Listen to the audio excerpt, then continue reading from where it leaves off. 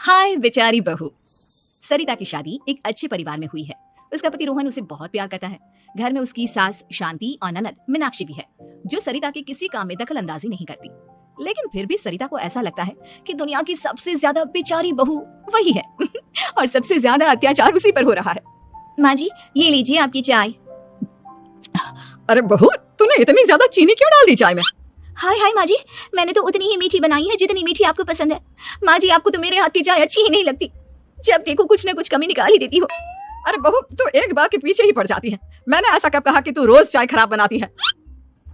सरिता अपने कमरे में चली जाती है और फोन उठाकर अपनी माँ से बात करती है। हेलो माँ, कैसी हो आप? क्या कर रही हो? मैं तो ठीक हूँ, पर तू बता तेरा मूड कैसा है? तेरी आवाज से लग रहा है कि कुछ तो हुआ है तेरे ससुराल में। अरे क्या बताऊँ माँ, यहाँ तो हर समय मेरे साथ बहुत बुरा व्यवहार होता है। मैंने अपनी सास के लिए इतनी अच्छी चाय बनाई, लेकिन मेरी सास चाय पीते ही मुझे 4 बातें सुना दी। बेटी, तू इतनी छोटी छोटी बातों पर ध्यान ही क्यों देती हो? तुम्हारी सास ने कुछ बोल भी दिया तो क्या हो गया, वो बड़ी है ना तुझसे। माँ ने इतना समझाया, लेकिन इस बात का सरिता पर कोई असर नहीं हुआ। अपनी बेचारी बहू की छवि वो बदलना ही नहीं चाहती। अगली सुबह सब नाश्ते की टेबल पर बैठकर नाश्ता कर रहे थे, तभी सरिता ने अपने पति से कहा, सुनिए जी, मुझे ना आज बाजार से कुछ सामान लेकर आना है। आज आप ऑफिस से आने के बाद मुझे लेकर चलना ना। भाभी, मुझे भी कुछ किताबें खरीदनी है। आप दोनों जा ही रहे हो तो मेरी किताबें भी ले आना। लो, अभी तो बात ही की है बाजार जाने की, तो एक फरमाइश आ गई।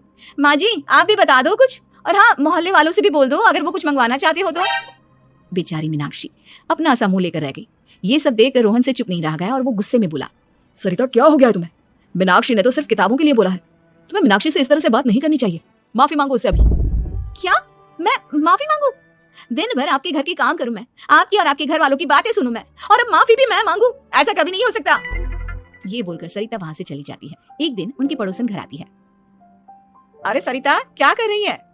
और क्या करूंगी भाभी जी, बस घर का काम ही कर रही हूँ। आप बताओ कैसे आना हुआ? अरे मैं तो तुम्हारा हालचाल पूछने आई थी, लेकिन तुम तो बिजी लग रही हो। कोई बात नहीं, मैं बाद में आ जाऊंगी। और क्या करूं भाभी जी, जब से शादी होकर आई हूँ ना, बस काम ही कर रही हूँ। और इस घर में ना कोई मेरी कदर नहीं करता। पति है जो बस घर से ऑफिस, ऑफिस से घर। ननद को तो कॉलेज से फुर्सत नहीं।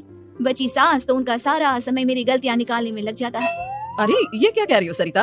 तुम्हारी सास तो पूरे मोहल्ले में तुम्हारी तारीफ करती फिरती है कि तुम बहुत अच्छी हो, पूरा घर तुम्ही ने संभाल रखा है। हाँ तो क्या हुआ, इसमें गलत क्या कहती है? सच्ची तो कहती है। मेरी मर्जी के बिना इस घर का पत्ता भी नहीं हिलता। शाम को जब रोहन घर आया तो उसने सबसे कहा, कल हम सबको मौसी जी के घर जाना है, उनकी बेटी की शादी है। सब अपनी अपनी पैकिंग कर लो, सुबह होते ही निकल जाएंगे। और सरिता, तुम कान खोलकर सुन लो, वहां जाकर किसी की बुराई भलाई शुरू मत कर देना, नहीं तो मुझसे बुरा कोई नहीं होगा। हाय हाय जी, आप तो ऐसे कह रहे हो जैसे मैं सुबह शाम सबकी बुराई करती फिरती हूँ। आज तक कोई कह नहीं सकता कि मैंने किसी की पीठ पीछे किसी के बारे में कोई बुरी बात बोली हो तो। अरे बस बहू, बात को और ज्यादा आगे मत बढ़ा। हमें सब पता है तो हमारे साथ क्या व्यवहार करती है। ये बात घर तक रखना, शादी में किसी को कुछ मत बोलना, नहीं तो सब कहेंगे कि शांति की बहू कितना बोलती है। हाँ हाँ, सब कुछ तो मैं ही बोलती हूँ ना। आप लोग तो हर समय फूलों की बारिश करते रहते हो मेरे ऊपर। सारी गलती मेरी है जो मैं इस घर में आई, सबका कितना ध्यान रखती हूँ, लेकिन फिर भी मेरी तो आप लोगों की नजर में कोई कदर ही नहीं है। अगली सुबह सब लोग मौसी जी के घर पर चले जाते हैं। वहां पर शादी का माहौल होता है, सब जगह चहल पहल होती है, बहुत सारे मेहमान आए हैं। सरिता को वहां बहुत अच्छा लग रहा है। वो अपने मन में सोचती है, यहाँ कितना अच्छा लग रहा है, कितनी रौनक है। मैं यहाँ किसी से ज्यादा बात नहीं करूंगी। अगर मेरे मुंह से कुछ ऐसा वैसा निकल गया तो रोहन जी तो मुझसे गुस्सा हो जाएंगे। सरिता ये सब सोच ही रही थी कि वहां रोहन की कजिन साक्षी आ गई और सरिता से बोली, आप सरिता भाभी हो ना? जितना आपके बारे में सुना था, आप तो उससे भी ज्यादा सुंदर हो। हाँ वो तो है, मेरी सुंदरता की तारीफ सब करते हैं। मेरे मायके में तो सब यही बोलते हैं कि रोहन जी की किस्मत बहुत अच्छी है जिन्हें मैं मिली। लेकिन आप कौन है? मैंने आपको पहचाना नहीं। मैं रोहन भैया की कजिन हूँ। आपकी शादी पर नहीं आ पाई थी ना, इसलिए आप मुझसे मिली नहीं कभी। शांति मौसी और मीनाक्षी आपकी बहुत तारीफ करते हैं। क्या कहा तुमने? मेरी तारीफ? कभी नहीं, मेरे ससुराल वाले कभी मेरी तारीफ कर ही नहीं सकते। मैं इतनी अच्छी हूँ, मेहनती हूँ, लेकिन उन्हें तो मेरी कदर ही नहीं। सारा दिन घर का काम करती हूँ, फिर भी मेरी सास ना मुझे सुनाती रहती है। और पति भी मेरी सास की साइड लेते हैं, ना कभी बाहर ले जाते हैं ना कहीं घुमाने। अगर घुमाने के लिए कभी बोल भी देना तो उनकी बहन बीच में आ जाती है। मैं कैसे रह रही हूँ उस घर में, ये मैं ही जानती हूँ। सरिता की ये बातें सुनकर साक्षी को बड़ी हैरानी हुई। अब वो हर किसी के सामने अपनी बड़ाई और ससुराल वालों की बुराई करने लगी। रोहन और शांति को सरिता पर बहुत गुस्सा आया, लेकिन वो चुप रहे। अगले दिन जब वो अपने घर पर आए, सरिता, तुमने क्यों सबके सामने मेरी इज्जत का तमाशा बनाया? तुमसे बोला था ना कि चुप रहना। अजी ऐसा भी क्या कह दिया मैंने जो इतना भड़क रहे हो? तुम जहाँ जाती हो अपना रोना शुरू कर देती हो, कभी किसी दूसरे की बात ही नहीं सुनती, बस अपनी कहती रहती हो। तुमने सबके सामने हमारा तमाशा बनाकर रख दिया है। हे भगवान, मुझे अपने पास बुला ले। जिस घर में मेरी कदर ही नहीं, उस घर में मेरा क्या काम। अरे क्या करूंगी मैं यहाँ रहकर। जो भी आता है मुझे सुनाकर चला जाता है। मैं तो किसी से कुछ नहीं कहती। सीधी सादी बहू मिल गई है ना सबको, तो जो जी में आए वो करो। सरिता ने अपने आगे किसी को कुछ बोलने ही नहीं दिया और उस दिन भी उसने सबके सामने खुद को बेचारी बना ही दिया।